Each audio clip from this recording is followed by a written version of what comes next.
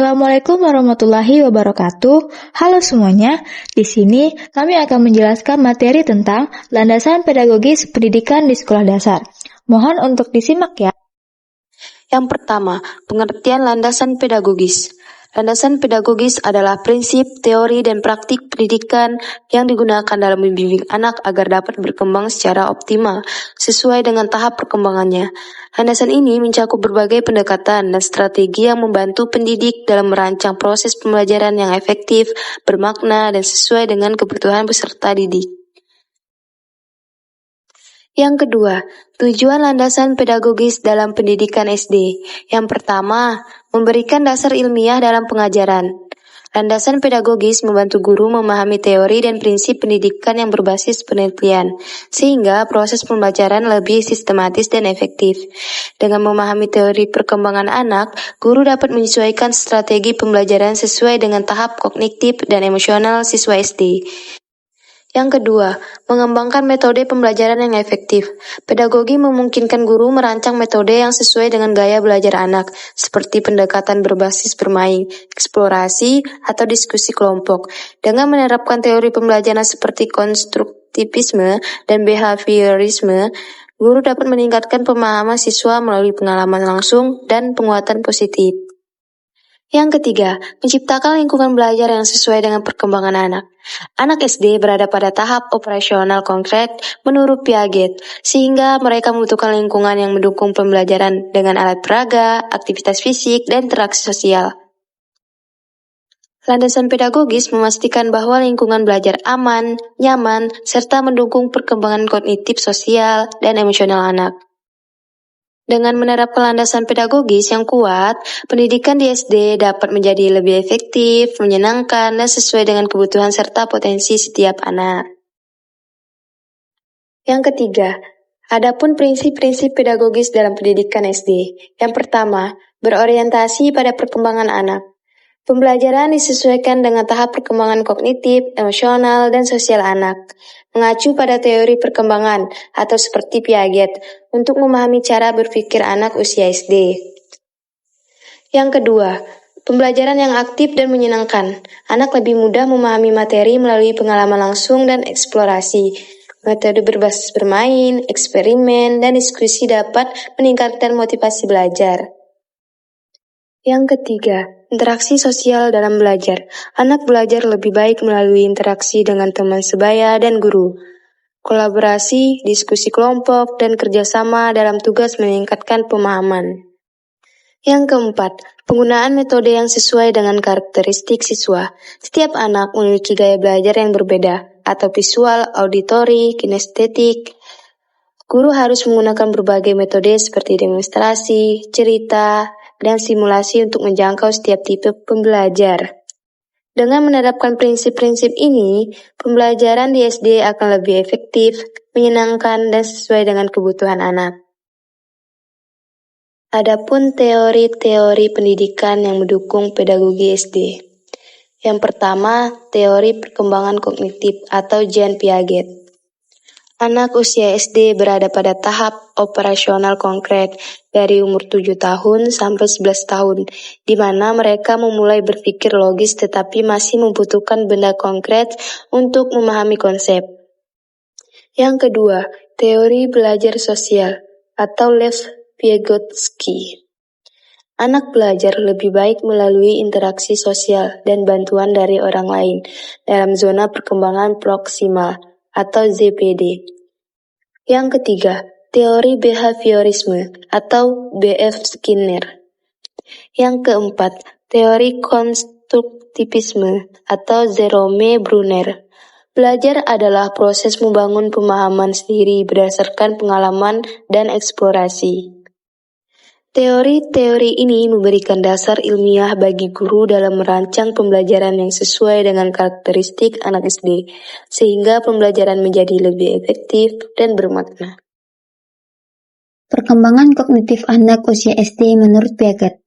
Tahap operasional konkret 7-11 tahun pada usia sekolah dasar, anak berada dalam tahapan operasional konkret yang ditandai dengan 1. Mulai berpikir logis. Anak dapat memahami hubungan sebab akibat.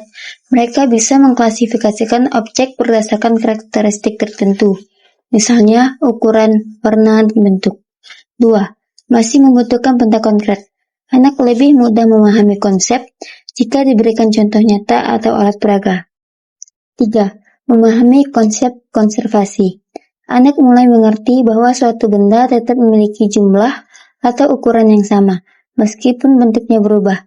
Misalnya, air yang dituangkan ke dalam wadah berbeda tetap memiliki volume yang sama. 4. Kemampuan mengelompokkan dan menyusun. Anak mampu mengurutkan objek berdasarkan ukuran atau kategori tertentu. Misalnya, dari yang terkecil ke terbesar. Implikasi teori Piaget dalam pembelajaran SD. 1. Gunakan benda konkret dan aktivitas praktik. Anak usia SD masih membutuhkan objek nyata untuk memahami konsep abstrak. Contohnya, yaitu menggunakan blok matematika untuk memahami konsep bilangan, eksperimen sains sederhana, atau peta timbul untuk belajar geografi. 2. Berikan pengalaman langsung dan eksplorasi. Anak belajar lebih baik melalui pengalaman langsung dan keterlibatan aktif. Contohnya, melalui eksperimen ilmiah, bermain peran dalam pelajaran bahasa, atau belajar konsep keuangan dengan simulasi jual beli. Teori belajar sosial dan implikasinya dalam pembelajaran SD. 1. Konsep zone of proximal development adalah jarak antara kemampuan yang dapat dilakukan anak sendiri dengan kemampuan yang dapat dicapai dengan bantuan orang lain. 2. Anak belajar lebih baik dengan bantuan orang lain atau scaffolding. Scaffolding adalah bantuan bertahap yang diberikan kepada anak sampai mereka bisa menyelesaikan tugas secara mandiri. Contohnya seperti saat belajar membaca, guru dapat membimbing anak dengan mengeja kata-kata sulit sebelum mereka mampu membaca sendiri. Yang ketiga, kolaborasi dan diskusi dalam pembelajaran sangat penting. Interaksi sosial dengan teman sebaya dan guru membantu anak memahami konsep lebih baik. Contoh, diskusi kelompok untuk memecahkan suatu masalah. Teori behaviorisme. Teori behaviorisme yang dikembangkan oleh B.F. Skinner menekankan bahwa perilaku anak dapat dibentuk melalui stimulus dan respon. Dalam konteks pembelajaran SD, teori ini sangat relevan karena anak-anak masih berada dalam tahap perkembangan, di mana penguatan eksternal dapat memengaruhi kebiasaan belajar mereka. Adapun beberapa penerapan teori behaviorisme dalam pembelajaran SD yaitu 1. Prinsip reward dan punishment. Reward digunakan untuk memperkuat perilaku yang diinginkan, sedangkan punishment bertujuan untuk mengurangi perilaku yang tidak diinginkan. 2.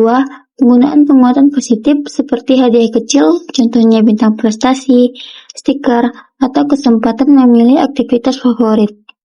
3. Contoh penerapan di kelas seperti memberi reward. Seorang siswa yang menyelesaikan tugas tepat waktu mendapatkan stiker penghargaan. Nah, pendekatan ini membentuk kebiasaan belajar yang positif dan meningkatkan motivasi siswa dalam proses pembelajaran. Namun, penting untuk menyeimbangkan reward agar anak tidak hanya belajar demi hadiah, tetapi juga memahami nilai dari proses belajar itu sendiri. Teori konstruktivisme. Teori konstruktivisme yang dikembangkan oleh Jerome Bruner menekankan bahwa anak membangun pemahamannya sendiri melalui pengalaman langsung dan eksplorasi. Dalam konteks pendidikan SD, teori ini sangat relevan karena anak-anak belajar dengan cara aktif dan membutuhkan pengalaman konkret untuk memahami konsep. Adapun penerapan teori konstruktivisme dalam pembelajaran SD yaitu 1. Belajar sebagai proses membangun pemahaman sendiri. Anak tidak hanya menerima informasi secara pasif, tetapi aktif mengonstruksi pengetahuan dari pengalaman. 2. Pendekatan. Siswa diberikan kesempatan untuk mengeksplorasi, mencoba, dan menemukan konsep sendiri. Contohnya, dalam pelajaran matematika, siswa diberi benda konkret untuk memahami konsep penjumlahan sebelum menggunakan angka abstrak. 3. Guru sebagai fasilitator. Guru bukan hanya sekedar pemberi informasi, tetapi membimbing siswa dalam proses belajar, menciptakan lingkungan yang merangsang rasa ingin tahu dan kreativitas anak. Contoh penerapan di kelas, diskusi, dan tanya jawab. Guru mengajukan pertanyaan yang menuntut siswa untuk menemukan konsep sendiri. Strategi pembelajaran yang berbasis pedagogi dalam pendidikan SD dirancang untuk menyesuaikan dengan perkembangan kognitif, sosial, dan emosional anak. Strategi ini bertujuan untuk membuat pembelajaran lebih bermakna, menyenangkan, dan sesuai dengan kebutuhan siswa. Yang pertama adalah pembelajaran berbasis proyek. Siswa belajar melalui proyek yang mengharuskan mereka untuk meneliti, membuat, dan mempresentasikan hasil, mendorong keterampilan berpikir kritis, kreativitas, dan kolaborasi. Contoh, siswa membuat model tata surya dan menjelaskan fungsinya dalam kelompok. Yang kedua, pembelajaran berbasis masalah. Siswa diberikan suatu permasalahan nyata untuk dianalisis dan dicari solusinya. Mengembangkan keterampilan berpikir logis, pemecahan masalah, dan pengambilan keputusan. Contoh, guru memberikan skenario tentang pencemaran lingkungan, lalu siswa mencari cara mengatasinya. Yang ketiga, pembelajaran kooperatif. Siswa bekerja dalam kelompok kecil untuk menyelesaikan tugas bersama, meningkatkan interaksi sosial, keterampilan komunikasi, dan tanggung jawab. Contoh, metode jigsaw, di mana setiap siswa mempelajari bagian tertentu dari suatu materi, lalu mengajarkannya kepada teman kelompoknya. Yang keempat, pembelajaran berbasis permainan. Menggunakan permainan sebagai alat pembelajaran untuk meningkatkan motivasi dan keterlibatan siswa. Dapat berupa permainan edukatif digital atau aktivitas fisik di kelas. Contoh, menggunakan kartu angka untuk belajar matematika atau bermain peran dalam memahami materi sejarah. Strategi-strategi ini membuat pembelajaran lebih menarik, meningkatkan pemahaman konsep, dan membantu siswa mengembangkan keterampilan abad ke-21 seperti berpikir kritis, kolaborasi, dan kreativitas.